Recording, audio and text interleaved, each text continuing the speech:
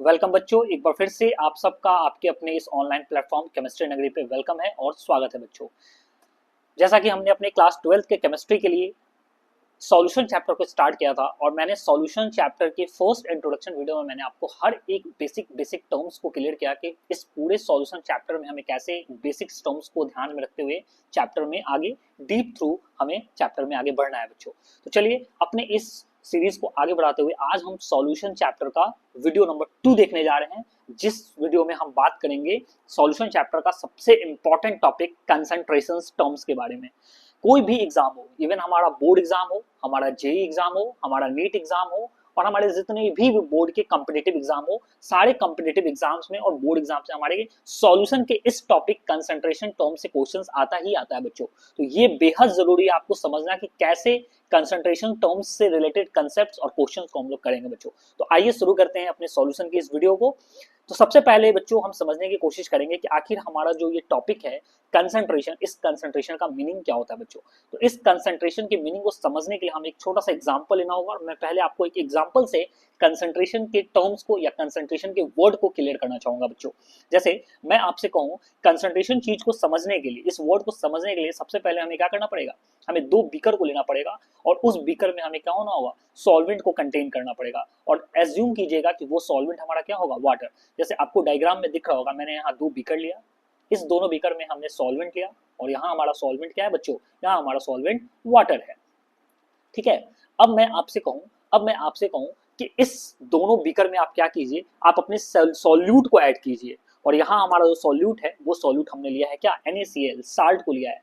But दोनों beaker में जो आप सॉल्यूट ऐड करोगे बच्चों, तो इसमें क्वांटिटी दोनों का क्या होना चाहिए, डिफरेंट। जैसे माना कि फर्स्ट बीकर में हमने 10 ग्राम NaCl ऐड किया और दूसरे बीकर में हमने 30 ग्राम NaCl ऐड किया। अब मैं आपसे एक क्वेश्चन पूछूं बच्चों, which solution will be more salty. अब बताओ कौन सॉल्यूशन ज्यादा साल्टी है। तो ऑब्वियस सी बात है, आप कहोगे क्या कि 30 ग्राम NaCl जो सॉल्यूशन होगा ये हमारा कुछ ज्यादा साल्टी होगा, ज्यादा नमकीन होगा। अब मैं आपसे पूछूं कि why is it more salty, ये सबसे ज्यादा साल्टी क्यों है बच्चों, सबसे ज्यादा नमकीन क्यों है। तो आप ऑब्वियस ही बात है, आप कहोगे क्या कि इसमें हमारा क्या है, अमाउंट ऑफ NaCl ज्यादा है। आप कहोगे मोर क्वांटिटी ऑफ NaCl है, इसीलिए जो 30 ग्राम NaCl सॉल्यूशन है वो हमारा क्या है, मोर साल्टी है। इसी चीज को केमिस्ट्री में और इस सॉल्यूशन चैप्टर में हम एक अलग वर्ड में कह सकते हैं क्या, कि concentration of NaCl is more. मतलब अगर मैं आपसे पूछूं कि बताओ 30 ग्राम NaCl सॉल्यूशन मोर साल्टी क्यों है, तो आप एक और भाषा में, एक और वर्ड्स में, एक और वे में कह सकते हो कि कंसंट्रेशन ऑफ NaCl क्या है, सेकंड बीकर में ज्यादा है, इसीलिए ये क्या है, हमारा सॉल्यूशन मोर साल्टी है। तो आइए अब जरा कंसंट्रेशन को समझने की कोशिश करते हैं। कहता है क्या, किसी भी सॉल्यूशन के कंसंट्रेशन का मतलब होता है, समझिएगा ध्यान से, the amount of solute dissolve in a known amount of solvent और solution is called its concentration. यानी किसी भी सॉल्यूशन में हमारा कितना अमाउंट सॉल्यूट डिसॉल्व है अपने उस सॉल्वेंट में, उसको कहते हैं वो हमारा क्या है, कंसंट्रेशन है। तो आपको ध्यान में आ गया होगा कंसंट्रेशन क्या है, बहुत इजी वे में आपको समझाया है। Concentration of solution is the amount of solute dissolve in a known amount of solvent. जैसे इस बीकर में, यहाँ हमने क्या देखा था, इस बीकर में हमें पहले से सॉल्वेंट नोन था वाटर, और इसमें हमने सॉल्यूट के अमाउंट को ऐड किया, तो इस सॉल्यूशन का वो क्या हो गया, कंसंट्रेशन हो गया। तो आई थिंक आपको कंसंट्रेशन बिल्कुल क्लियर हो गया होगा बच्चों। ठीक है, चलिए आगे बढ़ते हैं और ध्यान रखिएगा इस पूरे सॉल्यूशन चैप्टर में आपको दो तीन वर्ड बहुत कॉमन आता है और ये दो तीन वर्ड आपको पूरे चैप्टर में मिलेगा। जैसे कभी कहेगा डाइल्यूट सॉल्यूशन, कभी कहेगा कंसंट्रेटेड सॉल्यूशन और कभी कहेगा आपको सैचुरेटेड सॉल्यूशन। ये तीनों सॉल्यूशन हमारे अलग अलग टाइप के हैं बच्चों। तो आपको पहले बेसिक समझना होगा कि डाइल्यूट सॉल्यूशन क्या है। अगर आपको पूरे सॉल्यूशन चैप्टर में या न्यूमेरिकल में आपको डाइल्यूट सॉल्यूशन लिखा दिख जाए तो आप डाइल्यूट सॉल्यूशन से क्या समझोगे, वैसे ही कंसंट्रेशन सॉल्यूशन लिखा आ जाए तो आप कंसंट्रेशन सॉल्यूशन से क्या समझोगे, वैसे ही सैचुरेटेड सॉल्यूशन लिखा आ जाए तो उससे क्या समझोगे। ये बेहद जरूरी है समझना बच्चों। ठीक है, बिहार बोर्ड के एग्जाम में सब्जेक्टिव में जब हम शॉर्ट आंसर में आते हैं और हमारे और भी अदर बोर्ड के एग्जाम के जब हम शॉर्ट पोर्शन में आते हैं, शॉर्ट आंसर टाइप क्वेश्चंस में आते हैं, तो वहां हमें डिफिनेशन टर्म में ये पूछ लेता है डाइल्यूट क्या है, कंसंट्रेटेड सॉल्यूशन क्या है और सैचुरेटेड सॉल्यूशन क्या है। चलिए देर ना करते हुए समझते हैं हमारा डाइल्यूट सॉल्यूशन क्या है। ध्यान से समझिएगा, यहाँ एक डायग्राम आपको दिख रहा होगा। माना कि ये हमारा क्या है, एक बीकर है और इसको समझिएगा जरा, ये एक हमारा क्या है, पॉट है। इस पॉट में ये जो ब्लू कलर का पोर्शन आपको दिख रहा है, ये ब्लू कलर का जो है हमारा सॉल्वेंट है, ये जो सॉल्यूशन है ये आपको हल्का फेड कलर दिख रहा होगा, मतलब हल्के कलर में दिख रहा होगा। तो डाइल्यूट सॉल्यूशन का मतलब होता है a solution in which solute is present in very small quantity. वैसा सॉल्यूशन जिसमें सॉल्यूट क्या हो, बहुत ही स्मॉल क्वांटिटी में प्रेजेंट हो, तो कहेंगे वो हमारा सॉल्यूशन कैसा है, डाइल्यूट। जैसे अभी पीछे वाले एग्जांपल में आपसे पूछूं, वहां हमारा बीकर ए था, बीकर बी था, बीकर ए में 10 ग्राम साल्ट और बीकर बी में हमारा 30 ग्राम साल्ट। मैं आपसे पूछूं कि इन दोनों में डाइल्यूट सॉल्यूशन क्या है, कौन सा है, तो आप कहेंगे जिसमें सॉल्यूट कम डिसॉल्व हुआ होगा या सॉल्यूट कम प्रेजेंट होगा उसको हम बोलेंगे वो हमारा क्या है, डाइल्यूट। तो ये आपको डाइल्यूट बिल्कुल क्लियर हो गया होगा। चलिए, वैसे आपसे पूछो what is the meaning of concentrated solution, तो आप कहोगे क्या कहोगे, जैसे ये हमारा डायग्राम देखो, यहाँ पे जो हमारा सॉल्यूट है उस सॉल्यूट का कंसंट्रेशन क्या है, ज्यादा है, आपको ज्यादा डीप कलर दिख रहा होगा। तो कहता है solution in which solute is present in large quantity is called concentrated solution. ठीक है बच्चों, चलिए एक और वर्ड को समझ लीजिए, एक और टर्म को समझ लीजिए। कहता है what is the meaning of standard solution. ये भी आपके लिए बेहद इंपॉर्टेंट है जानना कि हमारा स्टैंडर्ड सॉल्यूशन क्या होता है। तो कहता है क्या, ध्यान से इसके आंसर को और इसकी डेफिनेशन को समझिए। A solution whose concentration is known is called as standard solution। कहता है वैसा सॉल्यूशन जिसका कंसंट्रेशन हमको पहले से पता हो तो उस सॉल्यूशन को कहेंगे वो सॉल्यूशन क्या है, स्टैंडर्ड सॉल्यूशन है। ठीक है, मान लीजिए आपकी एक जेन्युइन सा वर्ड मैं आपको समझाता हूँ। कोई कहे आप स्टैंडर्ड पर्सन है, किसी को आपको बोलना हो कि आप बहुत स्टैंडर्ड पर्सन है, तो वो आपके में क्या देखेगा, वो आपके में देखेगा आपका वैल्यू पहले से क्या है उसको पता है कि नहीं। अगर आपका वैल्यू पहले से उसको पता होगा तो वो आपको बहुत इजी वे से कह सकता है कि आप क्या है, स्टैंडर्ड पर्सनालिटी है या स्टैंडर्ड पर्सन है। तो वही बात है, और solution whose concentration is known is called as standard solution. ठीक है, from this any other known concentration can be prepared. आप देख सकते हैं अलग अलग कंसंट्रेशन का हमारा क्या है सॉल्यूशन। माना इस सॉल्यूशन का कंसंट्रेशन कितना है 100 ml, माना इस सॉल्यूशन का कंसंट्रेशन कितना है 10 मोलरिटी, इस सॉल्यूशन का कंसंट्रेशन कितना है 1 मोलरिटी, इस सॉल्यूशन का कंसंट्रेशन कितना है 0.1 m। ऐसे डिफरेंट डिफरेंट सॉल्यूशन जिसका हमें कंसंट्रेशन पता हो, ये हमारा सब क्या है, कंसंट्रेशन है। तो कंसंट्रेशन पता होता है उसको कहते हैं स्टैंडर्ड सॉल्यूशन। आई थिंक यहाँ तक आपको चीजें बिल्कुल क्लियर हो गई होगी। अभी तक मैंने आपको 3 डिफिनेशंस और 3 टर्म्स क्लियर किया है। कौन कौन सा 3 टर्म्स आपको क्लियर किया है, standard solution, concentrated solution, dilute solution. बच्चों तो यहाँ तक क्लास आपको अच्छा लग रहा है तो आप मेरे साथ बने रहिए वीडियो पे। और प्लीज आपको अगर वीडियो अच्छा लगता है बच्चों तो आप अपना प्यार कमेंट बॉक्स में जरूर ड्रॉप कीजिएगा। जब तक आप कमेंट बॉक्स में अपने कीमती कमेंट को नहीं ड्रॉप करेंगे तो मैं समझूंगा कि आप मेरी क्लास को अच्छे से इंजॉय नहीं कर रहे हैं बच्चों। चलिए आगे बढ़ते हैं। अब हम समझते हैं क्या, अगर एक छोटा सा क्वेश्चन मैं आपसे पूछूं, किसी भी सॉल्यूशन को डिस्क्राइब करने का हमारे पास बेटर वे क्या हो सकता है, बेटर तरीका क्या है। मतलब अगर मैं आपसे पूछूं कि एक सॉल्यूशन मैं लिख के दे दूं, या एक सॉल्यूशन आपको बीकर में एक सॉल्यूशन बना के दे दूं और कहो कि इसको बेटर डिस्क्राइब करो, तो उसको बेटर डिस्क्राइब आप कैसे कर सकते हो। अगर मैं पूछूं क्या क्वालिटेटिवली आप उसको डिस्क्राइब कर सकते हो या क्वांटिटेटिवली उसको डिस्क्राइब कर सकते हो। तो ध्यान रखिएगा किसी भी सॉल्यूशन को डिस्क्राइब करने का बहुत अच्छा तरीका है कि आप उसके क्या कीजिए, उसको क्वांटिटेटिवली अप्रोच से उसको डिफाइन कीजिए। तो इसका राइट आंसर हो जाएगा क्या, क्वांटिटेटिवली। क्वांटिटेटिवली का मतलब होता है बच्चों that is based on amount of solute. अगर आपको सॉल्यूट का अमाउंट पता हो जाए और सॉल्यूट के अमाउंट से माना कोई हमारा एक सॉल्यूशन है, यहाँ मैं आपको समझा देता हूँ, जैसे यहाँ मैं आपको क्लियर कर देता हूँ, यहाँ मैं आपको समझाने की कोशिश, जैसे मान लीजिए ये हमारा क्या है, कोई भी हमारा एक सॉल्यूशन हो, ये जैसे बीकर में हमारा क्या है कोई भी एक सॉल्यूशन है और इस सॉल्यूशन में हमें क्या हो जाए सॉल्यूट, यहाँ लिख देता हूँ सॉल्यूट और सॉल्वेंट। अगर इन दोनों का हमें अमाउंट पता चल जाए तो इसके क्वांटिटी से हम लोग क्या कर सकते हैं, इनके अमाउंट या इनका क्वांटिटी पता चल जाए तो इससे हम लोग क्या कर सकते हैं, इस पूरे सॉल्यूशन को डिस्क्राइब अच्छे से कर सकते हैं। ठीक है बच्चों, चलिए यहाँ तक आपको बिल्कुल क्लियर है। आइए आगे बढ़ते हैं। अब ध्यान से समझिएगा जरा चीजों को, ठीक है, यहाँ ध्यान से समझिएगा। अब मैं पूछूं क्या किसी भी सॉल्यूशन के कंसंट्रेशन को बताने का हमारे पास एक ही तरीका है या 2 तरीका है या बहुत सारे तरीके हैं। माना कि कोई सॉल्यूशन है, मैं पूछूं कि उस सॉल्यूशन का कंसंट्रेशन बताओ, और अभी आपको बताया कंसंट्रेशन का मतलब क्या है, अमाउंट ऑफ सॉल्यूट डिसॉल्व, कितना सॉल्यूट का अमाउंट एक सॉल्वेंट में डिसॉल्व होगा वही उसका क्या होगा कंसंट्रेशन। यानी अमाउंट ऑफ सॉल्यूट को निकालने का क्या हमारे पास एक ही तरीका है या 2 तरीका है या मेनी वेज है। तो हम कहते हैं क्या concentration can be express in many ways. किसी भी सॉल्यूशन के कंसंट्रेशन को हम लोग बहुत तरीकों से एक्सप्रेस कर सकते हैं। आइए देखते हैं वो कौन कौन सा तरीका है, और यही आपको तरीके क्या करने हैं पूरे थ्रू आउट द चैप्टर पढ़ने हैं, और इससे भर भर के आपके न्यूमेरिकल क्वेश्चंस आपके बोर्ड एग्जाम में, जेईई में, नीट में आता है बच्चों। तो ये वीडियो आपके लिए बहुत ज्यादा इंपॉर्टेंट है। तो the most commonly express concentration terms are mass percentage. ये जितने भी volume percentage, mass by volume percentage. यहाँ जितनी भी कंसंट्रेशन को निकालने का ये जितना भी हम लोग कॉमनली मेथड पढ़ेंगे या इस कॉमनली टर्म्स को पढ़ेंगे, इससे हम लोग क्या कर सकते हैं, किसी भी सॉल्यूशन में अमाउंट ऑफ सॉल्यूट को हम लोग कैलकुलेट कर सकते हैं बच्चों। और अमाउंट ऑफ सॉल्यूट को कैलकुलेट करने का सबसे अच्छा हमारे पास तरीका है कि हम क्या कर ले, मास परसेंटेज कर ले, या तो वॉल्यूम परसेंटेज से अमाउंट ऑफ सॉल्यूट को कैलकुलेट कर ले, या तो मास बाई वॉल्यूम परसेंटेज से कर ले, या तो पार्ट्स पर मिलियन पीपीएम मेथड भी है, मोल फ्रैक्शन भी है, मोलारिटी भी है, मोलालिटी भी है, नॉर्मलिटी भी है, फॉर्मेलिटी भी है। दैट मींस ये 9 मेथड है, यानी किसी भी सॉल्यूशन के कंसंट्रेशन को फाइंड आउट करने का आपके पास टोटल 9 फॉर्मूले हैं। और इस 9 फॉर्मूले को और 9 टर्म्स को, 9 मेथड्स को आप समझ लेते हैं तो फिर सॉल्यूशन के कंसंट्रेशन टर्म में बच्चों आपको कहीं दिक्कत नहीं होगा और न्यूमेरिकल को ऐसे आप चुटकी में सॉल्व करोगे बच्चों। आइए सबसे पहले शुरू करते हैं हमारा first method, that is called mass and volume percentage. आज ये क्लास ज्यादा लंबा नहीं करेंगे, 2-3 मेथड पढ़ेंगे और फिर वीडियो को नेक्स्ट सेशन के लिए हम लोग फिर से वेट कर लेंगे और फिर नेक्स्ट वीडियो में हम लोग आगे के फॉर्मूलेस को पढ़ेंगे बच्चों। कोई दिक्कत यहाँ तक? अगर आपको मेरा स्पीड फास्ट लगे तो आप वीडियो को स्लो करके भी देख सकते हैं, वीडियो को डाउनलोड करके भी देख सकते हैं, बार बार आगे पीछे करके भी देख सकते हैं। ठीक है, चलिए अब हम समझते हैं हमारा मास परसेंटेज क्या है। सबसे पहले ध्यान रखिएगा, मास परसेंटेज को डिनोट करते हैं हम W बाई W परसेंटेज। ठीक है, ध्यान रखिएगा, it is denoted with W by W percentage. Small w होता है जिसको बोलते हैं वेट ऑफ सॉल्यूट और लास्ट वाले W को बोलते हैं वेट ऑफ सॉल्यूशन। तो it is denoted by W by W percentage. अब आइए डिफिनेशन को, कहता है the amount of solute in gram present in 100 gram of solution is called mass percentage.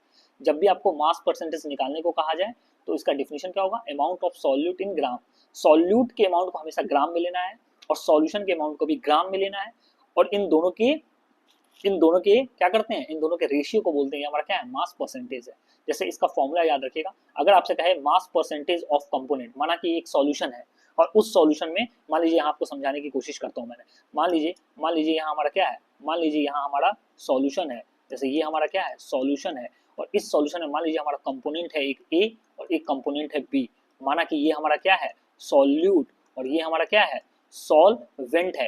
तो आपसे कहे कि किसी भी सॉल्यूशन में क्या करो, mass percentage of component A निकालो, mass percentage of component B निकालो, तो आप क्या कर सकते हैं, इस फॉर्मूले से निकाल सकते हैं बच्चों। आइए यहाँ लिख के दिखा देता हूँ। फॉर्मूला क्या होगा, मास ऑफ सॉल्यूट, आपको सॉल्यूट का मास पता होना चाहिए, divided by mass of solution into 100। इस फॉर्मूले से आप क्या कर सकते हो, मास परसेंटेज निकाल सकते हो किसी भी कंपोनेंट का जो कि सॉल्यूशन में क्या होता है, प्रेजेंट होता है। आइए एक हम एग्जांपल देखते हैं और एक क्वेश्चन हम इसको समझने की प्रयास करते हैं बच्चों। चलिए, अगर मैं एक सीधा सा वर्ड आपको लिख के देता हूँ, क्वेश्चन ऐसे ही आता है। ठीक है, ये जितना भी क्वेश्चन कराऊंगा, क्वेश्चन पूछने का तरीका यही होता है, सीधा सा बात है। अगर मैं आपसे पूछूं what do you mean by 35% और ब्रैकेट में लिखा है W बाई W, और जैसे ही आप देखेंगे ब्रैकेट में W बाई W, आपके माइंड में ये बातें क्लिक होना चाहिए कि W बाई W क्या है, मास परसेंटेज है। कहता है what do you mean by 35% glucose solution, कहता है क्या 35% ग्लूकोज सॉल्यूशन का मतलब क्या है। तो इसको समझने के लिए हम क्या देखेंगे, यहाँ हम देखेंगे सबसे पहले कि W बाई W का मतलब है 35 gram of glucose in 100 gram solution. मतलब ये जो ग्लूकोज हमारा क्या है, सॉल्यूट, तो सॉल्यूट को क्या लेना है, 35 ग्राम। तो इसका मतलब है, जैसे डिफिनेशन क्या था मास बाई मास परसेंटेज का, मास परसेंटेज का डिफिनेशन था 1 gram solute present in 100 gram solution. तो यहाँ सॉल्यूट क्या है हमारा, ग्लूकोज, तो लिखेंगे 35 gram of glucose in 100 gram solution. ठीक है, तो वेट ऑफ ग्लूकोज कितना हो जाएगा, 35 ग्राम। अब मैं पूछूं कि वेट ऑफ सॉल्यूशन कितना हो जाएगा, तो 35 ग्राम ग्लूकोज किसमें प्रेजेंट है, तो 100 ग्राम सॉल्यूशन में। ठीक है, तब मैं पूछूं अब बताओ वेट ऑफ सॉल्वेंट कितना हो गया। तो माना कि एक सॉल्यूशन है, उस सॉल्यूशन में हमारा सॉल्यूट कितना है, 35 ग्राम, पूरे सॉल्यूशन का अमाउंट कितना है, 100 ग्राम। तो हमारा वेट ऑफ सॉल्वेंट क्या हो जाएगा, तो weight of solution minus weight of solute, यानी 100 माइनस 35 कर लेंगे तो हमारा आ जाएगा क्या, 65 ग्राम हमारा क्या है, सॉल्वेंट। यानी 35% ग्लूकोज, यहाँ लिख देता हूँ 35% ग्लूकोज सॉल्यूशन का मतलब है कि हमारा क्या है, एक सॉल्यूशन है, यहाँ लिख देता हूँ हमारा एक सॉल्यूशन है, ग्लूकोज सॉल्यूशन, जिसमें हमारा क्या है, ग्लूकोज है। ये ग्लूकोज कितना है हमारा, 35 ग्राम, और हमारा सॉल्वेंट है, जो कि सॉल्वेंट क्या है हमारा, सॉल्वेंट हमारा क्या है, सॉल्वेंट हमारा वाटर है, जो कि कितना है, 65 ग्राम है। तो ये आपको ध्यान में रखना होगा, मास बाई मास परसेंटेज से हम लोग क्या कर सकते हैं, किसी भी सॉल्यूशन के कंपोनेंट का हम लोग अमाउंट निकाल सकते हैं। चलिए, यहाँ तक बिल्कुल क्लियर है आपको। अब आइए हम समझते हैं एक और क्वेश्चन से। कहता है calculate the mass percentage of benzene and carbon tetrachloride CCl4 if 22 gram of benzene dissolve in 122 gram of CCl4। ये क्वेश्चन कुछ देर के लिए मैं आपको 2 मिनट का टाइम देता हूँ, आप इसको सॉल्व करने का प्रयास कीजिए, सॉल्व करने का कोशिश कीजिए कि इस क्वेश्चन में क्या है। कहता है आपको बेंजीन और CCl4 का क्या करना है, मास परसेंटेज को कैलकुलेट करना है। और बेंजीन का आपको मास दे रखा है कितना, 22 ग्राम, और CCl4 का मास दे रखा है कितना, 122 ग्राम। तो सॉल्व कीजिए तो मास परसेंटेज,